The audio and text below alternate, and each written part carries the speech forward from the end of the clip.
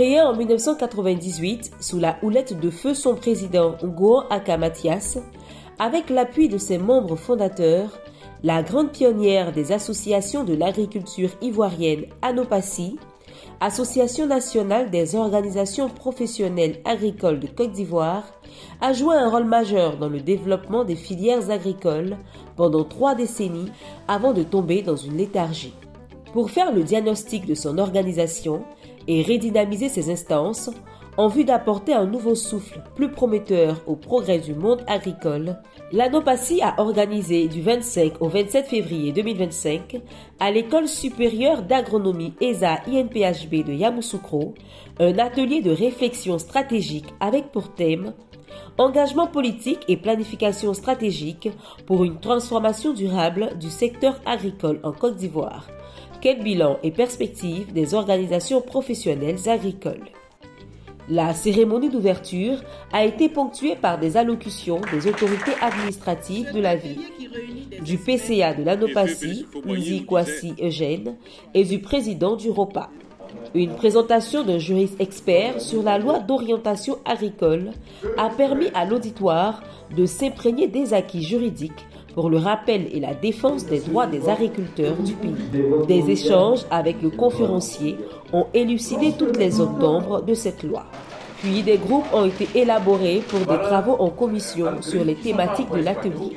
Le lendemain a été consacré à la restitution des travaux des groupes avec la lecture des résolutions et recommandations telles que le renforcement institutionnel et le leadership de l'ANOPACI, l'implication des jeunes, le lancement d'un mouvement paysan fort par l'organisation de forums et des états généraux de l'agriculture ivoirienne en accentuant plus la communication. Des partenaires techniques majeurs et gardiens du temple des mouvements agricoles africains, le doyen Sissoko et le président du ROPA adoubent ces recommandations. Nous avons à la tête de l'ANOPACI maintenant un visionnaire, le nouveau président qui a tendu la main à tous ceux-là qui ne sont pas encore avec eux. J'ai vu des hommes de vision, j'ai vu des gens vraiment suffisamment responsables qui ont la volonté effectivement de réussir. Donc nous au niveau du ROPA, nous disons une seule chose, nous souhaitons que effectivement la communication passe entre les membres, parce que sans la communication, rien de bon ne peut se passer. Des producteurs aussi se réjouissent des résolutions tout en émettant des doléances. On a vraiment mis les choses sur la table et nous nous sommes compris et nous avons été aidés en cela par le ROPA et des experts aussi. Et nous nous sommes vraiment, on s'est vidés, on s'est compris. Au sortir de cet atelier, que l'ANOPACI soit notre interlocuteur auprès de l'État pour qu'il y ait des subventions pour soutenir les éleveurs. Les difficultés sont énormes. Le changement climatique, la mécanisation, l'irrigation, la maîtrise de l'eau, l'accès au financement. Les jeunes ne s'intéressent pas à la terre parce que c'est malheureux. Vous voyez, à ce 21e siècle, les gens travaillent encore avec la daba. Il faudrait que l'État pense à vraiment financer l'agriculture afin que nous puissions travailler avec des machines. Nous sommes là pour mettre les sillons pour la mécanisation de l'agriculture ivoirienne. Au terme d'une réunion en marge de l'atelier du conseil d'administration de l'ANOPACI et de la visite du centre d'innovation et de technologie de l'ANACAD, CITA de Yamoussoukro, où les administrateurs ont pu découvrir la révolution de l'industrie de transformation, le président fait le bilan et évoque ses grandes visions. Sans paix, il n'y a pas de développement. L'objectif, c'est de prendre conscience qu'on a du retard et de faire en sorte effectivement qu'on puisse se repositionner. Et repositionner l'institution qui est l'ANOPACI sur l'échiquier agricole de Côte d'Ivoire et de la sous-région. Parce que nous sommes membres fondateurs du ROPA, qui est le réseau des organisations professionnelles et des paysans, des producteurs agricoles de l'Afrique de l'Ouest. La société des hommes est en pleine mutation. Voyez-vous, tout est dynamique.